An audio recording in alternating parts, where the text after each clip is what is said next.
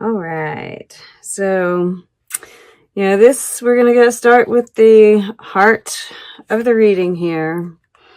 Winter and the Blasted Oak. And, this winter card shows the wolf here. And, it talks about how wolves are one of the few animals out in the wilderness that stay active during the winter, right?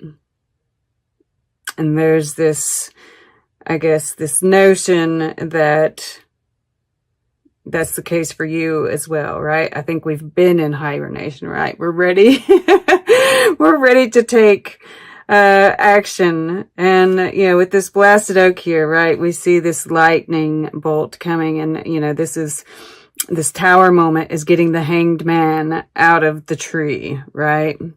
So whether this is, whatever's been keeping you tied up, and this could very well be, right, Jupiter and Saturn moving out of your sign. Now we just have Pluto there. So there is still some transformation, right? But it's not quite as intense. And I feel like, we're not going to feel as strung up and held back. This is also, when I see the lightning strike, I think of Uranus, right? I don't think it's making any aspects with any of those other planets other than conjuncting Black Moon Lilith at the same time. But for some of us, especially if this is at, I think Black Moon Lilith is at 6 degrees of Taurus. Uranus is at 7 degrees of Taurus. So you might have that in your chart, but if you don't, it doesn't matter. But yeah, and I see, we have the unseen here. Yeah, and with this Venom card, the shadow is pointing towards the past.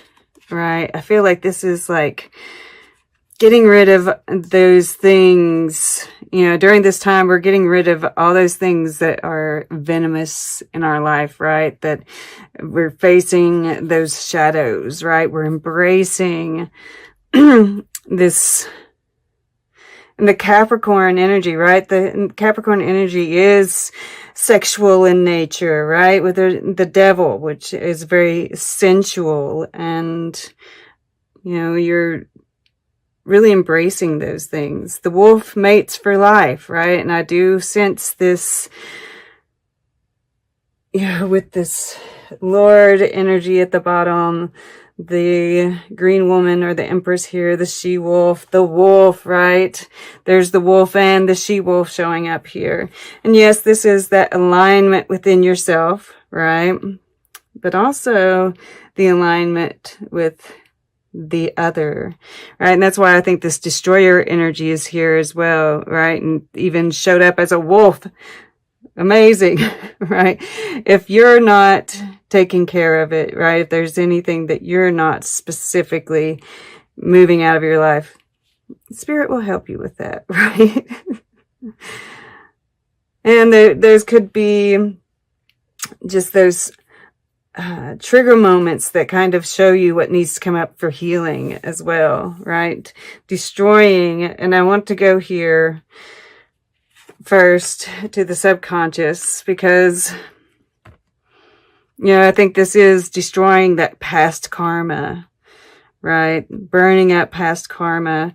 And we see the butterfly here. I feel like in our sleep this is happening. We're probably having dreams of past lives.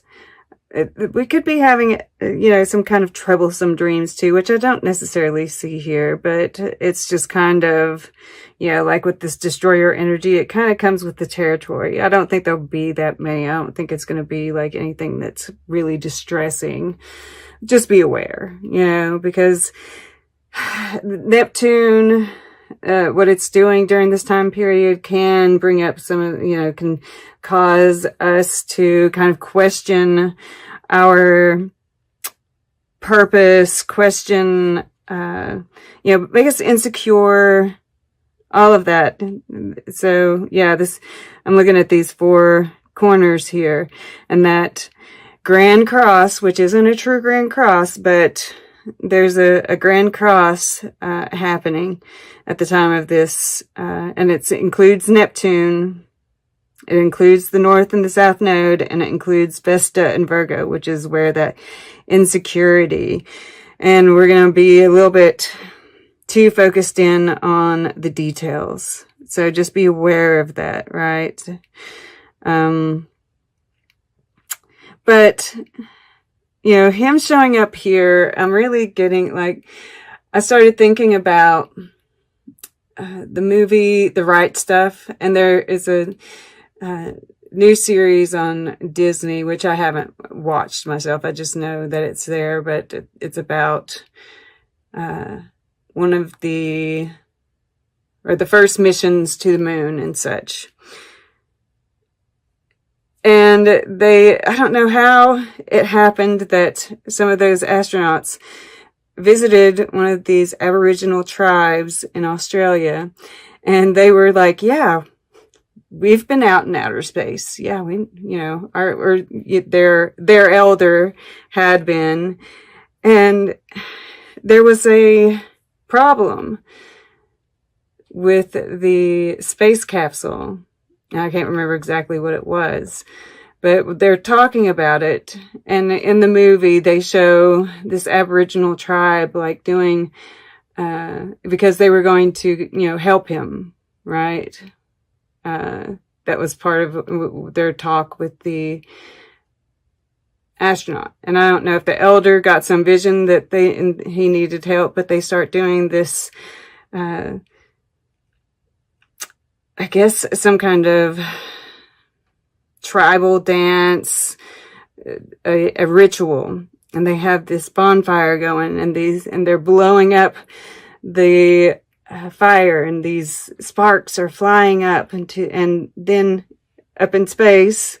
You know, in the movie they show it happening, you know, in real time, right? These are happening at the same time. I don't know that would be the case, but this is true fact that he was seeing these, like, sparks, and he kept on saying it's like a bunch of lightning bugs, and it continued for an hour or so, right? It wasn't just a few seconds, a few minutes. It was quite a length of time. And they still don't know what it was. But I just, you know, I feel like this help is being given to you. And I think it's going to show up in magical ways in your reality. So stay open and watch for those kind of like small miracles, right? But if you do meditation, you're connecting. There's healing. There's healing done to the DNA, right? And then, this is so beautiful. I just love to see you wearing this energy, right? The destroyer, the wolf, the primal aspect of yourself, right? That Black Moon Lilith, the shadow feminine, completely embracing it. And this just makes you more divine, right? With this green woman here, right? We see this like image here, which once again, you know, it's like just being completely open with that sexuality, that part of you. And there's this kind of, you know, the mystic was down here in the underneath this Eros, right? The mystic. So it's like this, you're making this potion. Yeah, I really get like some witchy vibes here, some, you know, and even if you're not, you know, just, you don't have to be to have that kind of earthy, sensual, like mixing a concoction. You know, this is very creative juices here, right? And it's very white. It's very clear. So it's like we're throwing stuff in there. It's almost like this clean slate. What do we want to add? What do we want to create here? And I feel like this alchemy is going on, right? With this DNA, this healing that's going on in the subconscious. And your conscious, like creative, feminine, even masculine here, right? You're really aligning. Beautiful. Okay. So, I don't feel like I need to go into this too much. I think that we would all agree we have felt like we've had to endure quite a bit, right? But, this rock that's kind of, it's kind of reaching out like it's covering him. And then we see this Uranian energy coming through here, right? This flash that's finally reaching us here. But you've been sheltered this whole time. All of this has been for a reason, right? So, we have this happiness here in the air element. And I think with this Six of Stones here, I really feel like you're kind of thinking about, once again, it's this creative kind of energy. What is your happiness, right? What do you see as those things that make you happy, truly happy, right? What completes you? What will complete you? And I think this is, it's a lot of emotion. It says happiness here, but this can be, it's like those extremes. I keep saying it's just going to be high highs and low lows, right? And even this Six of Stones, it's the kind of ebb and flow of those emotions. So whatever we feel, it's going to be intense, right? Well, and I say feel, and over here is the water element. But I think, what we think about right now is producing emotions.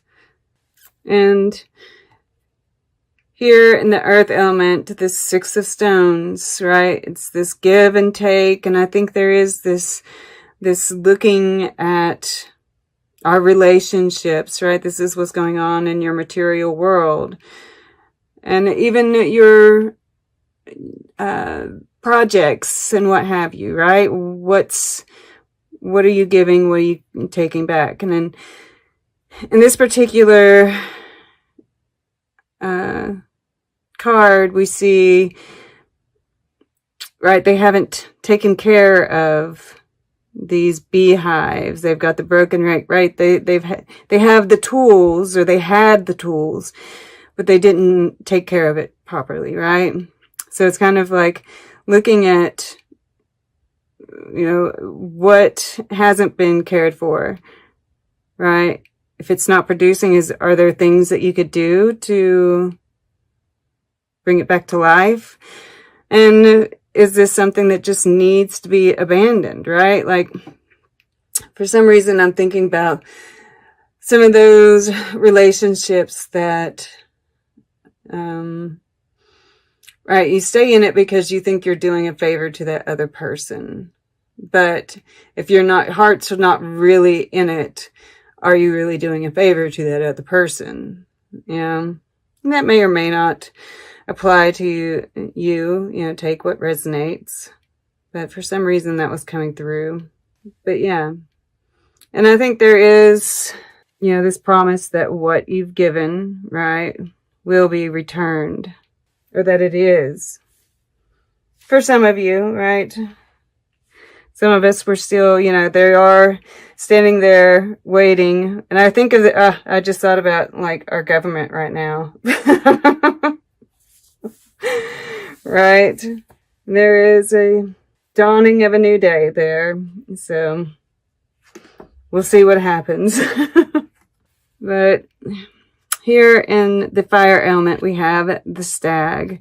And once again, I'm getting these kind of shaman-like vibes, right? It's like a drum, you know, and I'm hearing the beat of a drum. And I'm feeling like, you know, this is you being on the right path.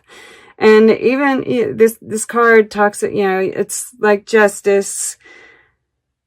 And it's about doing the right thing, but it also talks about how, you know, what we consider to be what's right and just does change over time, right? And looking at those things that need to change. And, you know, I get drawn back to the she-wolf here, right? And I feel like, and of course, the karma aspect. And I think that this is you standing strong in that very earthy, very sensual, very, I'm thinking care newness, you know, pan kind of energy. And knowing that that is right and true. There's this spiritual warrior kind of aspect to it. And then in the water element, we have 9 of vessels, generosity. And it's crossed away from this exploitation. So I feel like you know, and this, of course, is all in the midst of all of this, right? Where there's this feeling of, you know, that you're surrounding yourself with the right people, you're doing the right thing, right? And this is causing this beautiful alignment, this beautiful flow. And you're able to be more generous because of that, right? Because the 9 of vessels can be about the self, you know, and this filling up of your own, right? We see this pot, this, what is it called? Cauldron. Yes, the cauldron. And you're filling it up and it causes you to be able to be more generous. And that is because you are getting rid of those people around you that are stripping you of your energy. Right? And it just gets filled up over and over and over. Yeah, this second week here, I see you taking some action, right? Because this is the action is right there, just and right action. And I feel like this is really a result of this kind of evaluation and aha moments. And then we have, you know, the 7 of stones, healing, and in the future. And, you know, this is the green woman again. We see her represented here. And I feel like this is healing on a lot of, you know, I feel like this is harvest, right? And healing in the fact that you're starting to get some return, right? You're starting to see the fruits of your labor in many different aspects, right? And the healing on the spiritual level, you know, this figure here is still lying down, and I'm thinking of this emperor, you know, energy here. And they even kind of look a little alike, don't they? A little bit. But, you know, that emperor is still kind of healing. But, and I really feel like that's kind of the internal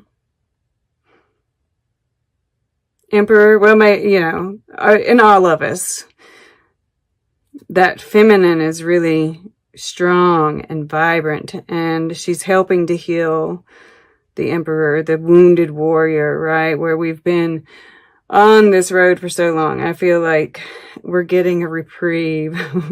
We're getting a time to see the fruits of our labor and sit back a little bit, not have to work so hard.